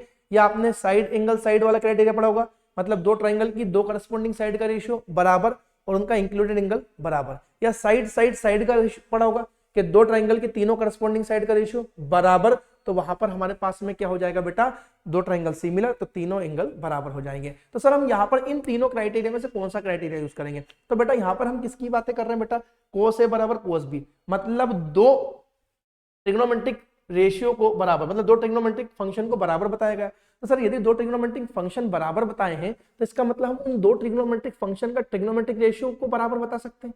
तो यदि मेरे पास दो ट्राइंगल के दो ट्रिग्नोमेट्रिक रेशियो लिख दिए जाए एक एक्यूट एंगल के रिस्पेक्ट में, तो वो दो बराबर हो चुके हैं। मतलब यहाँ पर जो क्राइटेरिया है वो साइड के रेशियो का बराबर वाला चल रहा है, तो क्या हम साइड के रेशियो से दो ट्राइंगल को सिमिलर प्रूफ कर सकते हैं। तो कुछ चीजें सोचो बेटा, सोचोगे आप चीजों को कब, जब चीजें पढ़ाई गई हो सीक्वेंस में और आपने पढ़ी हो सीक्वेंस में, वरना रटी रटाई चीज में तो दिमाग नहीं चलेगा बेटा, ये रटी रटाई चीजें काम नहीं आने वाली है। आप रट के 10वीं पास कर सकते हो, बट आप इस चीजों का जैसे ट्राइंगल ट्रिग्नोमेट्री वगैरह ये चीज आपको आगे क्लास में भी काम आनी है, वहां पे फिर आपका दिमाग नहीं चलेगा बेटा, ठीक है। तो चीजों को सीखो और समझो बेटा, ठीक है। तो मैंने कैसे चीजों को अप्लाई करना सोचना चालू किया, आप समझे होंगे, ठीक है। तो सर दो ट्राइंगल थे, दो ट्राइंगल के दो एंगल बराबर बताना है सर, तो हमें क्या करना पड़ेगा, इनको सिमिलर प्रूफ करना पड़ेगा। सर सिमिलरिटी के तीन क्राइटेरिया है, angle angle angle, side angle side और साइड साइड साइड। तीनों में से कौन सा क्राइटेरिया से हम सिमिलर कर पाएंगे, तो सर यहाँ पे दो ट्रिग्नोमेट्रिक फंक्शन बराबर है तो उनका ट्रिग्नोमेट्रिक रेशियो भी बराबर होंगे।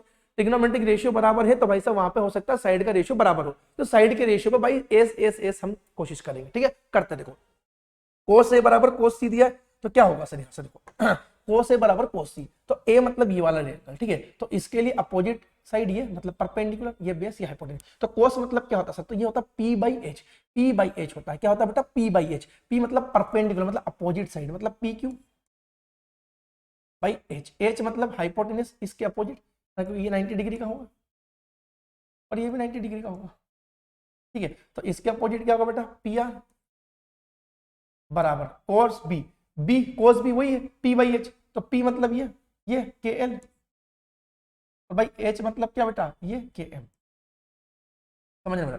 तो सर ये P Q by P R, P Q by P R, ये एक ही ट्राइंगल की दो साइड का रेशियो लिख दिया, और सर के एल और के एम एक ही ट्राइंगल की दो साइड का रेशियो लिख दिया। सर यदि एक ही ट्राइंगल की दो साइड का रेशियो बराबर करूंगा तो इससे ट्राइंगल सिमिलर प्रूफ नहीं हो पाएंगे। हमें क्या करना पड़ेगा कि दो ट्राइंगल की दो साइड के रेशियो को पहले बराबर करना पड़ेगा, करस्पॉन्डिंग साइड्स का रेशियो लेना पड़ेगा, ना कि एक ही ट्राइंगल की दो साइड का। तो सर ये एक ही ट्राइंगल की दो साइड का रेशियो, ये एक ही ट्राइंगल की दो साइड का रेशियो, तो हम क्या करें सर, इसकी एक साइड इसको ट्रांसपोज कर दे, इसकी साइड इसको ट्रांसपोज कर दे, ताकि क्या होगा, करस्पॉन्डिंग साइड्स का रेशियो आ जाएगा। कैसे आ जाएगा देखो समझते हैं। सर पी आर को उधर कर दे क्रॉस मल्टीप्लाई से, सर ये पी क्यू बाई के एल लेते हैं, समझो ना। तो सर ये पी क्यू बाई के एल, ये दोनों वर्टिकल लाइन दिख रही जो आपको सीधी सी, है ना, ये आपकी अपोजिट साइड, ये अपोजिट साइड क्या होगी, करस्पॉन्डिंग हो गई ना, अपोजिट अपोजिट करस्पॉन्डिंग हो गई ना, तो पी क्यू बाई के एल, पी क्यू बाई के एल। सर ये अपोजिट साइड है, ये इस ट्राइंगल की भी अपोजिट साइड इस एंगल के रिस्पेक्ट में, और इस ट्राइंगल में भी इस एंगल के अपोजिट ये हो गई। तो सर अपोजिट अपोजिट साइड मतलब करस्पॉन्डिंग साइड का ratio.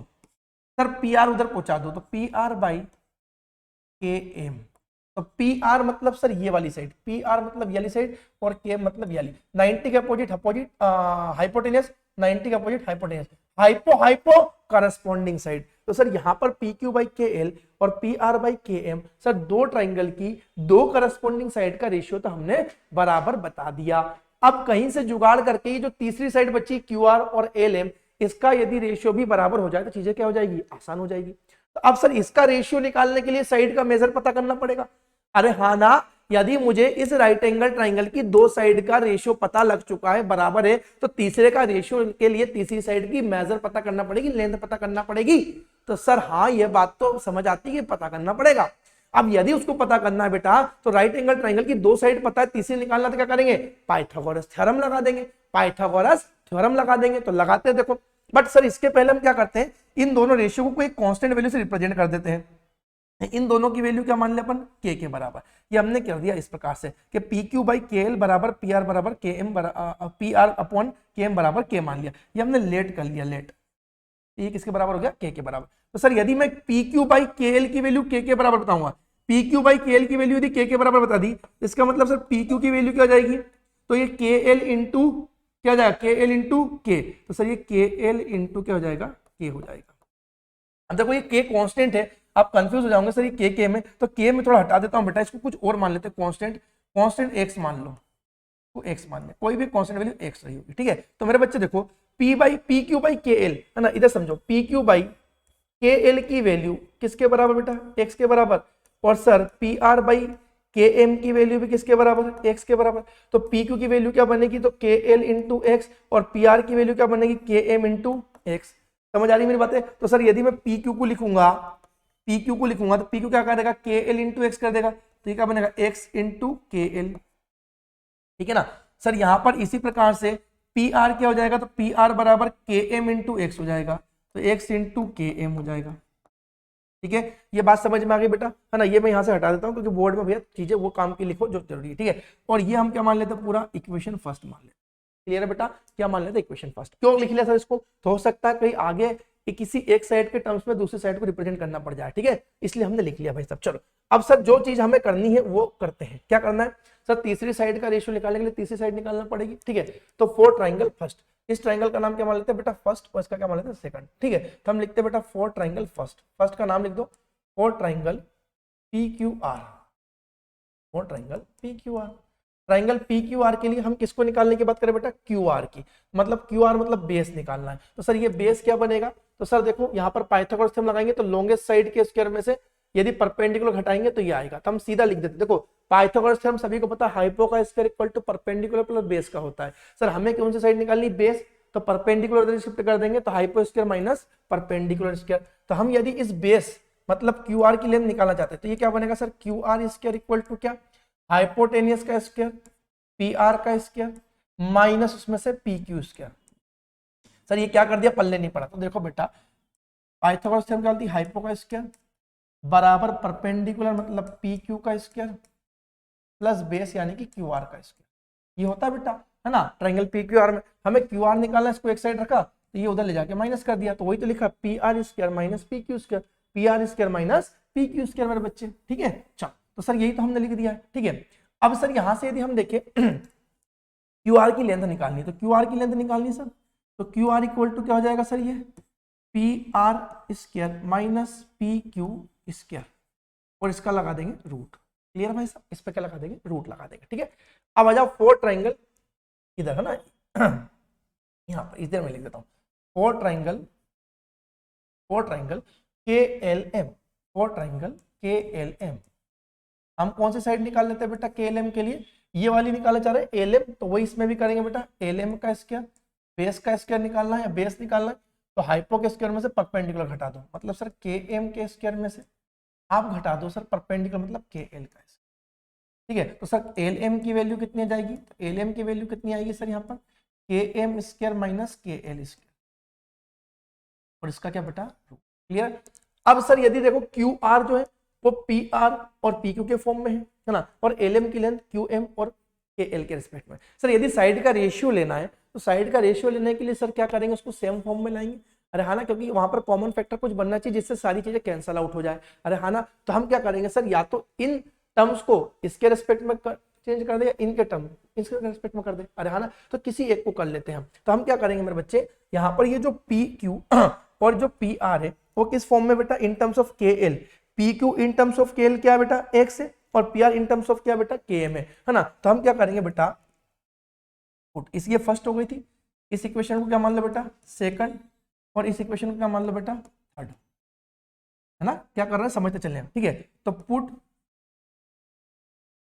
P Q equal to X K L and P R बराबर मेरे बच्चे एक्स के एम इन इक्वेशन कौन सी बेटा, सेकंड में रख दिया, है ना। हमने क्या किया बेटा, यहां पर पुट कर दिया पी क्यू को बराबर के एक्स एल और यहाँ पर पी आर बराबर एक्स के एम, किसमें बेटा, इस इक्वेशन सेकंड में। क्यों कर रहा है सर ऐसा, क्योंकि भाई इनको हमें एक टर्म्स में एक सेम फॉर्म में लाना पड़ेगा, रेशियो बनाने के लिए कुछ कॉमन फैक्टर तो जनरेट करना पड़ेंगे। तो सर ये क्यू आर कितना बन जाएगा, तो क्यू आर बराबर इन टर्म्स ऑफ यदि इसको देखेंगे पी आर का स्क्वायर, तो पी आर का मतलब एक्स के एम का स्क्वायर, तो एक्स के एम का स्क्वायर बनेगा बेटा, एक्स के एम का स्क्वायर माइनस पी क्यू मतलब एक्स के एल का स्क्वायर। बच्चे समझना बेटा अच्छे से, बहुत बढ़िया क्वेश्चन है ना, इंपॉर्टेंट क्वेश्चन है।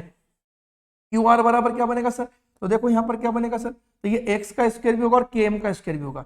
एक्स इंटू के एम का होल स्क्वायर मतलब एक्स का भी स्क्वायर बेटा और के एम का भी स्क्वायर, माइनस एक्स इंटू के एल का होल स्क्वायर मतलब सर एक्स का स्क्वायर भी और के एल का भी स्क्वायर। आपने इंडाइस की प्रॉपर्टी बेटा पढ़ी होगी, ठीक है। तो सर यहां से हम क्या करेंगे, एक्स स्क्वायर कॉमन है सर, तो एक्स बाहर निकाल दे, क्या मैंने कहा निकाल दो, एक्स स्क्वायर कॉमन है तो एक्स स्क्वायर कॉमन निकाल देंगे बेटा, यहां से इस प्रकार से एक्स स्क्वायर कॉमन आ गया। तो यहां पर क्या बना बेटा, के M square minus K L square, clear. अब सर एक्स स्क्वायर इंटू के M square minus K L square, x square इसके मल्टीपल में परफेक्ट स्क्वायर दिख रहा है, रूट के बाहर लिख सकते हैं, मैंने कहा लिख दो। तो यहाँ पे अपन करते हैं बेटा इसको, देखो तो क्यू आर इक्वल टू क्या बनेगा सर, तो क्यू आर बनेगा सर कि एक्स स्क्वायर बाहर पहुंचा दे मेरे बच्चे, तो एक्स स्क्वायर बाहर गया बेटा रूट के, तो ये क्या बनेगा एक्स अंडर रूट, है ना, x under root K M square minus K L square, के M square minus K L square, के M square minus K L square, clear sir.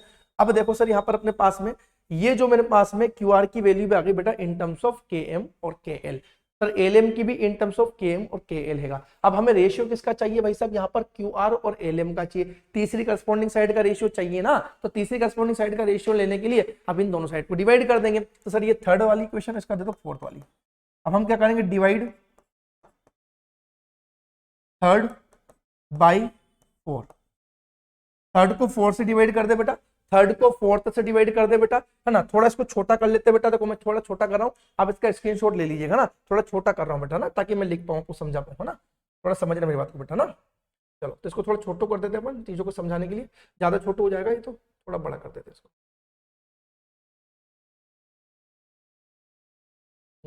इतना में हो जाएगा ना, इतने में हो जाएगा, तो इसको इधर शिफ्ट कर देते हैं अपन। क्या हो गया बोर्ड भाई, चल क्यों नहीं रहा है, ठीक है।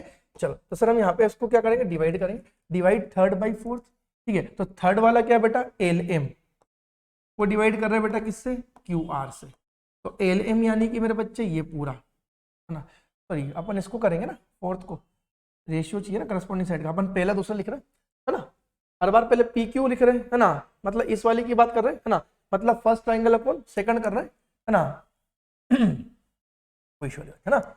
सर ऐसा क्यों नहीं किया L M by Q R, वो इसलिए नहीं किया बेटा कि अपन फर्स्ट को न्यूमरेटर में रख रहे हैं, फर्स्ट ट्राइंगल की करस्पॉन्डिंग साइड और दूसरे की उसकी करस्पॉन्डिंग, है ना, फर्स्ट की न्यूमरेटर में और दूसरे ट्राइंगल की डिनोमिनेटर में रख रहा है, इसीलिए। तो फर्स्ट मतलब क्यू आर को रखना पड़ेगा ना, क्यू आर को बेटा पहले। तो हम क्या करेंगे, डिवाइड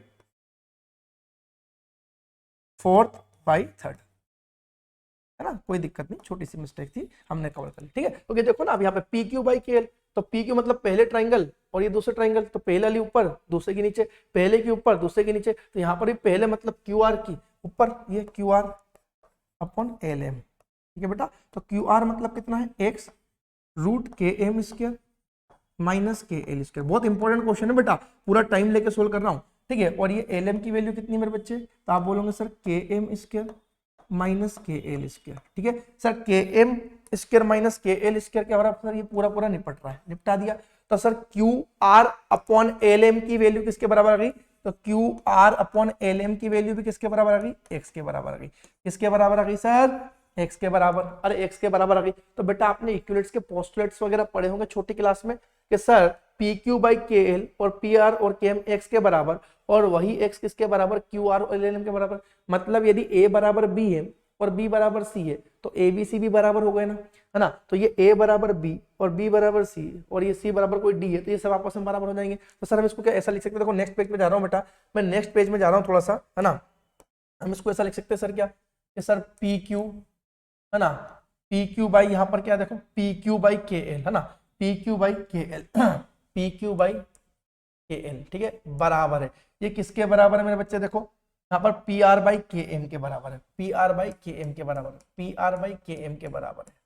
क्लियर है। और इसकी वैल्यू बेटा किसके बराबर है, बेटा देखो यहाँ पर एक्स के बराबर, और वो एक्स किसके बराबर, Q R by L, Q R by L, ये तीनों क्या हो गए, बराबर। तो हम इसको कुछ नाम दे दे सर जिससे इसको बढ़िया से लिख पाए। तो देखो ये अपने पास में ये वाली इक्वेशन को कुछ ए मान ले थोड़ी देर के लिए, है ना, इसको कुछ ए मान ले बेटा, ये क्या हो गया अपनी थोड़ी देर के लिए ए, और ये क्या मान ली बेटा बी, ये क्या मान लेते बेटा बी, ठीक है। तो हम ये कह सकते हैं ए और बी को यदि हम कंपेयर करें, है ना, ए की वैल्यू और बी की वैल्यू को यदि हम कंपेयर करें तो from A and B, from A and B, no, A and B से हम लिख सकते हैं कि तीनों भी क्या हो जाएंगे, बराबर। अब यदि दो ट्राइंगल की करस्पॉन्डिंग साइड का रेशियो बराबर है तो हम बोल सकते हैं by side side side criteria, by side side side criteria, by side side side criteria, ठीक है, triangle P Q R, triangle P Q R similar to triangle K L M, है ना, जिस ऑर्डर में अपन लिया उसी में, triangle P Q R similar to K L M. Sir कैसे लिखना है, तो बेटा देखो यहाँ पर करस्पॉन्डिंग फॉर्म में लिखना है। ये इसके अपोजिट मतलब क्या, परपेंडिकुलर बेस हाइपो लिख रहा है, परपेंडिकुलर बेस हाइपो लिख रहा है, तो परपेंडिकुलर बेस हाइपो लिखना है आपको, ठीक है। तो वही हमने लिखा sir P Q R similar to बेटा के एल एम। यदि ये दोनों ट्राइंगल सिमिलर हो गए तो इन तीनों इनके करस्पॉन्डिंग एंगल भी बराबर। मतलब सर ये ए बराबर भी क्या हो जाएगा, बी। क्यों हो जाएगा सर, क्योंकि तो यहाँ पर ये 90 सॉरी ये एंगल डिफरेंस एंगल था, तो ये परपेंडिकुलर है, तो परपेंडिकुलर के अपोजिट वाला एंगल और इसमें परपेंडिकुलर के अपोजिट वाला एंगल क्या होगा, करस्पॉन्डिंग एंगल। यदि दो ट्राइंगल के मेरे पास में दो साइड बेटा करस्पॉन्डिंग है, जैसे ये परपेंडिकुलर परपेंडिकुलर करस्पॉन्डिंग है, तो इनके अपोजिट एंगल भी क्या होगा मेरे बच्चे, करस्पॉन्डिंग होगा। सर कैसे हो रहा है, तो बेटा मैंने आपको पहले ही साइड्स का रिलेशन बता दिया। और यदि किसी बच्चे को यहाँ पर समझने में दिक्कत है बेटा सिमिलरिटी को, तो मैं ट्राइंगल लेक्चर लेके आने वाला हूँ आपके लिए बहुत जल्दी बेटा, और बहुत अच्छे से समझाऊंगा, इतना गजब करा दूंगा उसको भी कि आपको कोई समस्या नहीं आएगी, ठीक है। तो इंपॉर्टेंट क्वेश्चन इसलिए थोड़ा टाइम लिया बेटा इसमें, ठीक है। तो सर यहाँ पर अपने पास दो ट्राइंगल सिमिलर हो गए हैं, तो अपन ये कह सकते हैं एंगल ए और एंगल बी जो करस्पॉन्डिंग एंगल है वो भी बराबर हो जाएंगे। देयरफॉर एंगल ए बराबर एंगल बी ये बराबर हो गए। क्यों हो गए सर, तो उसका रीजन लिखना पड़ेगा, corresponding angle of similar triangle, corresponding angle of similar triangle.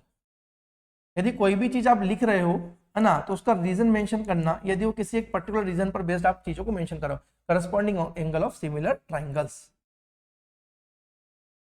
ठीक है बच्चे, तो आई होप बेटा आपको ये पूरा सेशन यहाँ तक कि छठवें क्वेश्चन तक समझ में आया होगा।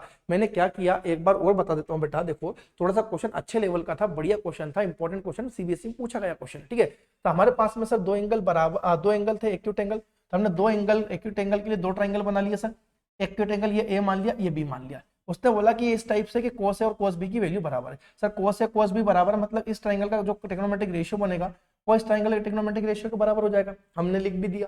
अब हमें शो करना है ए बराबर बी है, तो सर ए बराबर बी मतलब दो ट्राइंगल के दो एंगल को बराबर बताना है। तो हमने ट्राइंगल में पढ़ा होगा बेटा कि दो ट्राइंगल के दो एंगल तभी बराबर हो सकते हैं जब वो ट्राइंगल क्या हो बेटा, सिमिलर हो। करस्पॉन्डिंग एंगल तभी बराबर हो सकते हैं जब सिमिलर हो। तो सिमिलर के लिए तीन क्राइटेरिया होते हैं, angle angle angle, side side side और साइड एंगल साइड। सर अब इसमें से कौन सा क्राइटेरिया हम यूज करें, तो सर यहाँ पर यदि अपने पास में दो ट्रिग्नोमेट्रिक वैल्यू या टो ट्रिग्नोमेट्रिक फंक्शन को बराबर बताया तो उनके रेशियो भी कुछ ना कुछ बराबर लिखे होंगे। तो रेशियो बराबर है तो सर रेशियो बराबर मतलब साइड का रेशियो बराबर, साइड का रेशियो बराबर, तो फिर हम इसको साइड साइड साइड क्राइटेरिया से इसको फुलफिल करेंगे। सर यहाँ पर दो ट्राइंगल की दो करस्पॉन्डिंग साइड का रेशियो बराबर हमने बता दिया ट्रांसपोज करते हुए, इसको एक कांस्टेंट वैल्यू x के बराबर मान लिया। अब तीसरी साइड का रेशियो लेना है तो तीसरी साइड की लेंथ पता करना पड़ेगी सर। हाँ सर बिल्कुल करना पड़ेगी, ये आप पिछले एक डेढ़ घंटे से बताते आ रहे हो। हाँ मैंने बताया बेटा, यदि दो साइड पता है तीसरी को निकालने के लिए पाइथागोरस लग गई ट्राइंगल पी क्यू आर में और के एल एम में, सर लगा दी, लेंथ पता लग गई।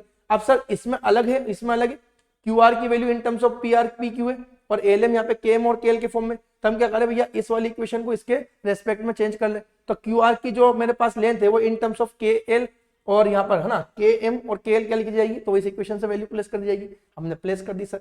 अब दोनों की लेंथ एक टर्म्स में हो गई बेटा। अब हमें क्या करना है कि भैया पहले वाले ट्राइंगल की साइड ऊपर रख के दूसरे की नीचे वाली रख के डिवाइड कर देंगे करस्पॉन्डिंग्स को बेटा।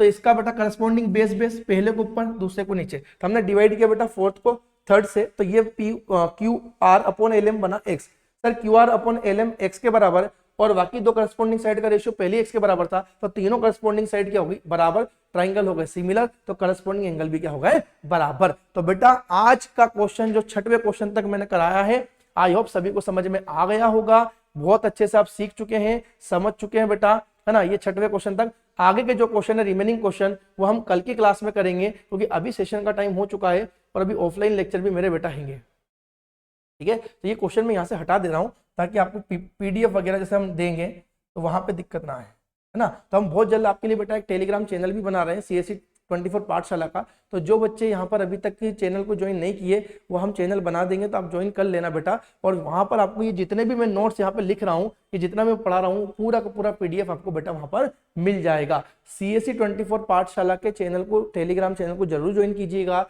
और अब बेटा यदि कोई टेलीग्राम चैनल नहीं है, व्हाट्सएप वगैरह चलाता, अपने कॉन्टैक्ट्स वगैरह बेटा आप दे दीजिएगा, जो भी रहे कमेंट सेक्शन में कमेंट कर सकते हैं, ठीक है। वरना आप टेलीग्राम चैनल ज़्यादा अच्छा रहेगा, मैं ज्वाइन बना दूंगा, आप उसको ज्वाइन कर लेना। और जितने भी नोट्स है ये पीडीएफ के फॉर्म में पूरा ऐसा कैसे आपको मिल जाएगा, ताकि वहां पर आपको ज़्यादा लिखने में अपनी जो गलतियां करते हो वो ना करते हो, सीधा सीधा यहाँ पर आप अच्छे से उसको देख के लिख पाओ, क्योंकि यहाँ पे जल्दी जल्दी करोगे तो गड़बड़ी कर सकते हो, ठीक है। तो आज का सेशन कैसा लगा आपको जरूर कमेंट सेक्शन में कमेंट कीजिएगा। कल अपन बचे हुए क्वेश्चन कंप्लीट करके अगले एक्सरसाइज अगले कंसेप्ट को डिस्कस करेंगे, ठीक है। तो आज के लिए इतना काफी बेटा, आज इतना ही ठीक था। आप जितना मैंने पढ़ा उसको अच्छे से पढ़ो और कल फिर मिलते हैं सेम टाइम पे बेटा। Bye bye, take care.